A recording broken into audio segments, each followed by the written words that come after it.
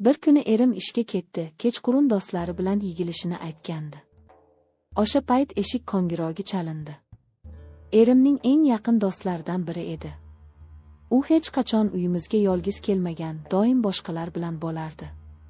Ko'zida ham hayrat, ham sirli bir ifoda bor edi. "Uyda yolg'izmisan?" dedi u sekin. Men hayajonimni yashirib, ammo o'zimni yo'qotmasdan javob berdim. "Ha, erim yiginda. Erim bilan turmush qurib yashay boshlaganimizga ko'p yil bo'lgan, lekin vaqt o'tishi bilan oralarda sovuqlik paydo bo'ldi. U ishda charchab qaytardi, ko'pincha jim, o'ychan bo'lardi. Ba'zan esa do'stlari bilan ko'proq vaqt o'tkazar, men esa uyda yolg'iz qolganimda qalbimda galati bo'shliq sezilardi.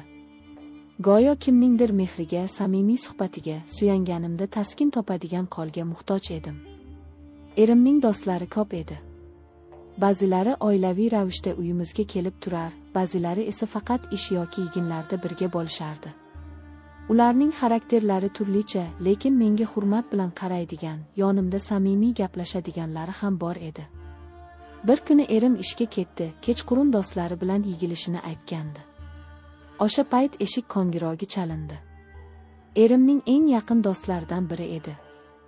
U hech qachon uyimizga yolg'iz kelmagan, doim boshqalar bilan bo'lardi. Ko'zida ham hayrat, ham sirli bir ifoda bor edi. "Uyda yolg'izmisan?" dedi u sekin.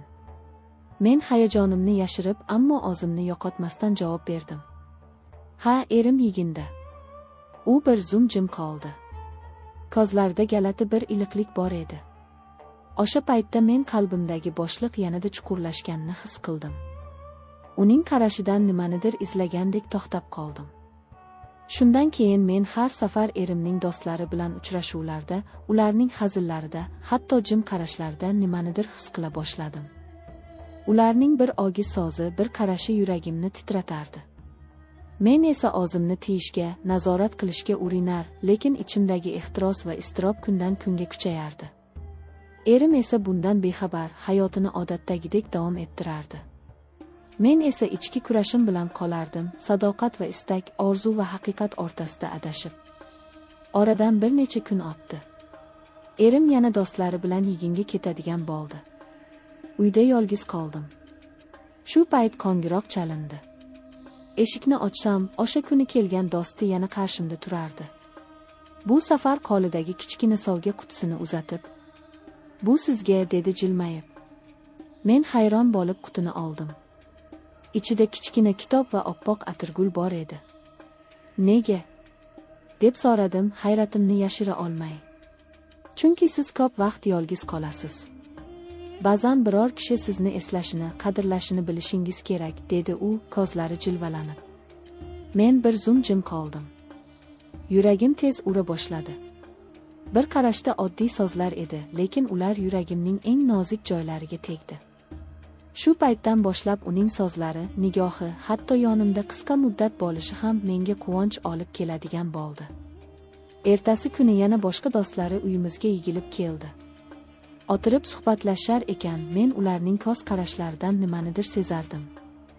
Go'yo ular ham mening ko'nglimdagi bo'shliqni payqab, unga yetib borishni xohlayotgandek tuyulardi. Har bir uchrashuv men uchun sinovga aylanib qoldi. Ularning samimiy kulgisi, qiziqarli hazillari, ayrim paytda ohista qarashlari ichimda uyg'onib turgan hislarni yanada kuchaytirardi. Men o'zimga savol berardim, nega men bunday his qilyapman? Nega erimning yonida emas, balki uning do'stlari qarashlarida issiqlik topyapman? Bu savollarga javob topolmay qiynalardim. Har kuni qalbimda bir tomonda sadoqat, boshqa tomonda esa ehtirosli istaklar to'qnashar, ichimni chirmab tashlardi. Bir kuni o'sha yaqin do'sti menga qarab sekin dedi: "Siz kuchli ayolsiz. Lekin men ko'ryapman, yuragingizda juda ko'p gaplar yashirinib yotibdi." Men hayajon bilan unga qaradim. Ko'zlarimda yosh qalqib chiqqanini sezdim. Chunki u haq edi. Men ichimdagi barcha iztiroblarni hech kimga ochmaganman. O'sha lahzada men his qildim, endi oramizdagi aloqalar oddiy tanishlik yoki hurmat emas, balki juda chuqur va xavfli bir tuyg'uga aylanib borayotgan edi. O'sha suhbatdan keyin kunlar menga uzoqdek tuyuldi. Erimning do'stlari uyimizga kelganida men o'zimni odatdagidek tutishga harakat qilardim, lekin qalbim ichida bir xilmaslik tobora kuchayardi. Ayniqsa, o'sha yaqin do'stining nigohi meni tinch qo'ymasdi. U har gal qaraganimda go'yo yuragimni oqib olayotgandek, sirlarimni bilayotgandek edi. Bir kecha erim ishda qolib ketdi. Telefon qilib, bugun qaytolmayman, dedi. Men esa yolg'iz qolganim uchun dildan zerikdim. Qorong'i uyda sukut cho'kdi. Shu payt yana eshik taqilladi. Sizni bezovta qilyapmanmi? Dedi eshikda turib u. Men unga qaradim, ichimda nega kelgan degan savol paydo bo'ldi. Lekin unga qarshi hech qanday e'tiroz bildirmadim. Uni uyga taklif qildim. O'tirib gaplashdik. Suhbat avval oddiy mavzularda bordi: hayot, ish, oila. Lekin so'zlari asta-sekin chuqurlashib, mening dardlarimga yetib bordi.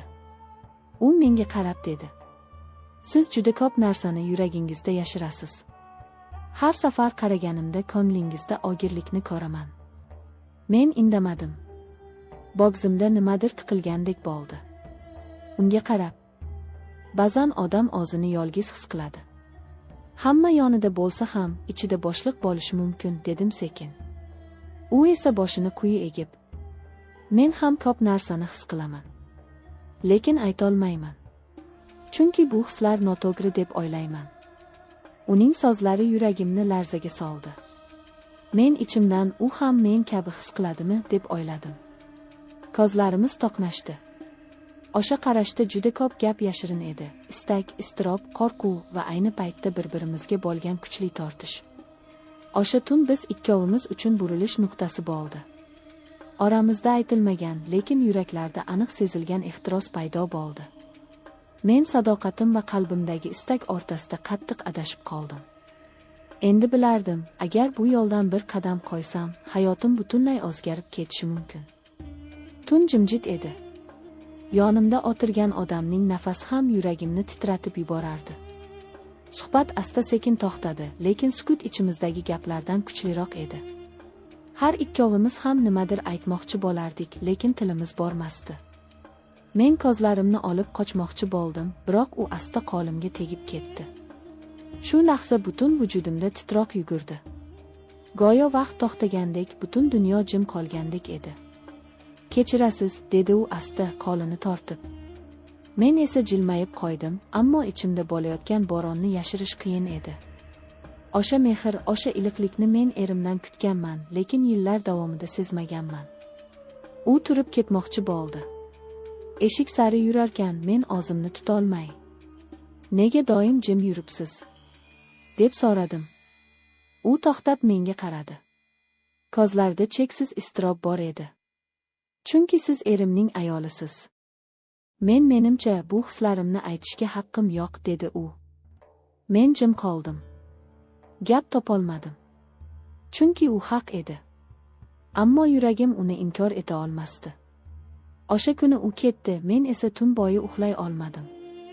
Birinchi marta o'zimni shu qadar chalg'igan, ikkilangan his qildim. Sadoqatmi? Istakmi? Qaysi biri ustun bo'lishini bilmasdim.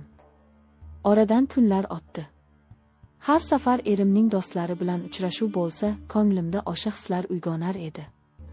Ularning kulgisi, oddiy gaplari ham yuragimni larzaga solar, men esa o'zimni ichimdan tiyishga urinardim. Bir kuni erim bilan birga ularning davrasiga bordik. U yerda hamma kulib o'tirardi, men esa o'sha yaqin do'stining nigohidan qocholmasdim. U ham meni qarab qo'yardi, ammo hech nima demasdi. Lekin ichimda bitta savol aylanardi: bu hol qancha davom etadi?